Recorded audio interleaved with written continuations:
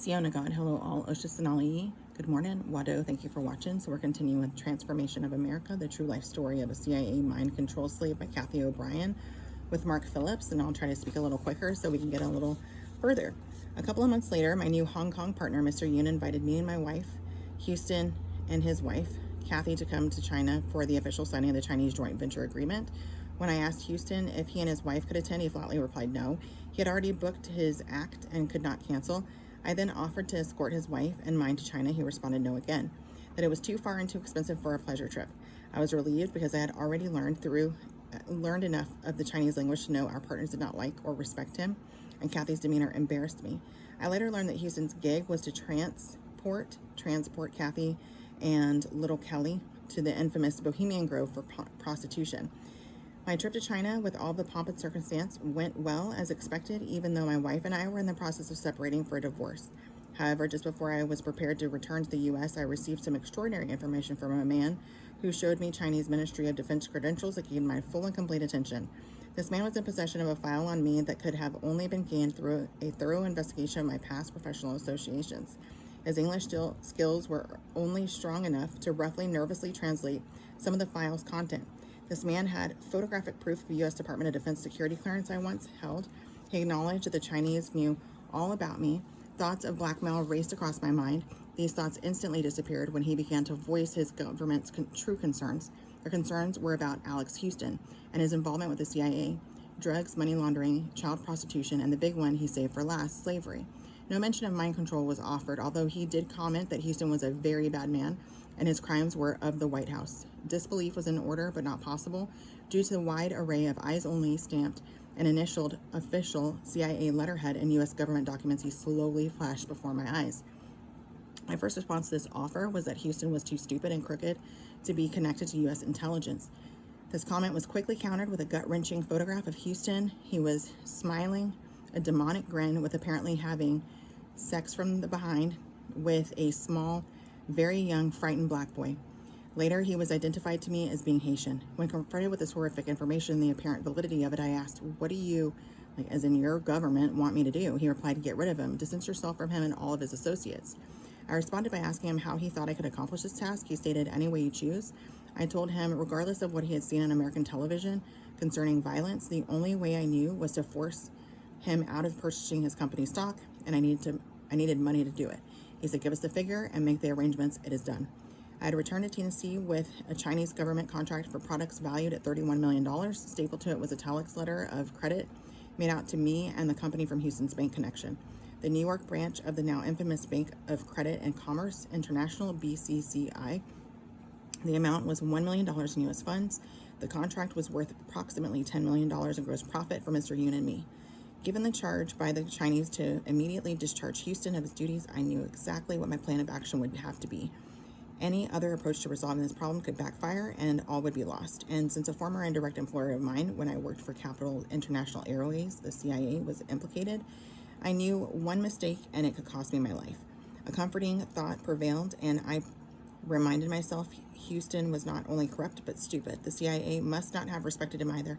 Otherwise, why would he have had to go outside his circle of powerful perverts to recruit me for an international business deal? I drove to my office to begin the process of discovering something Houston must have done that would breach the performance contract he and I signed when we started the company. Houston was out of town, supposedly doing one of his entertainment gigs, so I had complete and unobstructed access to all files, his included. As I had mentally predicted during the long flight from Hong Kong, the entire ferreting process took about 15 minutes. It seemed that Houston and the old acquaintance who had introduced him to me were, as they say, selling out the back door. I collected the shipping bills, and ironically enough, the bank deposit slip Houston had retained when he cashed and deposited the customer's check. There was even a letter copy where Houston had specifically instructed the customer not to discuss his account with anyone at our company other than Houston himself or his pervert friend, Ray Myers. Upon this discovery, I phoned the local Korean lawyer whose business card I had been given by Mr. Yoon while in Hong Kong to begin the stock transfer process. With pleasure, I wrote Houston's letter of resignation. With this problem In the process of being resolved, I left the office to visit an old dear friend, now deceased, who had maintained powerful U.S. and foreign intelligence connections. I needed answers I could trust with my life. This retired Air Force general from the intelligence division would be my source. The word slavery, delivered in broken English by the Chinese intelligence officer, shouted in my ears during the short drive to a local hotel lobby, a comfortable place my spook pal selected for us to talk in private. In the few short minutes of the drive, I had many questions for him mentally noted. I wanted so much to gain the information, the most from our meeting. The slavery word had triggered a dark question in my mind, blocking out constructive thought, and I was not comfortable with introducing the term mind control into my presentation. I knew I could speak freely about anything to this trusted friend. I wanted desperately to avoid the words mind control, not for the reasons of condemnation, but because they represented a secret I had patriotically maintained for 20 years. After my arrival and the light chit-chat of social niceties had been exchanged between us, the air changed to one of seriousness. I briefed him on my business involvement and began a methodical line of questions concerning the file the Chinese intelligence officer had presented on me, and especially on Houston. Shortly, my friend interrupted me at mid-sentence, smiled a toothy grin, and said, "Flash, you're still the same, and you know damn well what I mean." "Yes," I replied.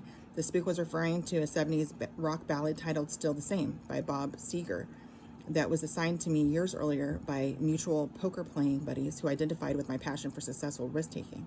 I despised gambling. My passion was risk management, and poker gave me a recreational outlet for it. Although my friends each paid dearly, they soon learned my poker strategy was not so much card counting as it was my ability to read their body language. This included the micro muscle spasm responses around their eyes. Houston also lost to me at cards. The message for the general was implying, roughly translated, was that I was once again lucky as hell to have survived my brief business relationship with Alex Houston. The discussion went downhill from that point directly into the dreaded arena of mind control. After several minutes of listening to the details concerning a huge invisible CIA slave trade going on worldwide, the talk became more regionalized to Tennessee. I learned that Kathy and her little girl were victims of trauma-based mind control. They were slaves and the sole property of Uncle Sam. I learned that everything I knew in theory and application about external control of the mind was fully operational and encroaching on the private sector of society. I was growing numb. The first words out of my dry mouth were, "How would you spring these people out of it?" He smiled and said, "I wouldn't. What are you going to do with them if you did get them out?" Before I could answer, he interrupted and said, "Look, you're still the same, but nothing else is with Uncle. Now, most of the CIA, FBI, and the MOB, which is the mafia, are the same, and their MOB, mob, are the same, and they're making their moves on the military." I responded, "I already know that, but how do I save these two people?" He said, "Okay, get the mother on the phone while her handler is gone. Use the usual hang-up code of dial and ring twice, hang up, call back, ring once, hang up, and call back. Tell her you're God. Give her a biblical passage. They're all Christian-based programs around here. Let me read that again. They're all Christian-based programmed around here." Understanding that is the procedure would gain Kathy's full attention. The general continued, "She'll do anything, I mean anything, except toast Houston.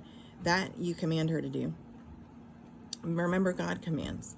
Find yourself a preacher who knows the Bible and get a double bind verse. You know what to do, for God's sakes. And listen, if you do this, you're on your own. Mark, this is nuts," he pleaded. "Go to China and take them with you. Forget about this red, white, and blue cesspool. It'll clean up. There's lots of good guys on the inside busting their asses to stop this mess, but you're not going to save the world." I injected, "No, just my ass and a couple of people who Uncle considers something other than human." Then we briefly chatted about some fine points of the rescue and how to legally stop Houston from taking her back. I never saw this friend again. Walking back to my car, I listened again in my mind to his haunting words, and my own life suddenly seemed like a scratched phonograph record, the needle following the same groove over and over again. The thoughts in my head were suddenly very unpatriotic, a far cry from the feelings I had expressed in China concerning Mr. Yoon's involvement in shipping Chinese missiles to Libya. Try and digest that, and then I will meet you back tomorrow. Don't go, honey, que you in a good chanaske. Till we meet again. Love you, mean it.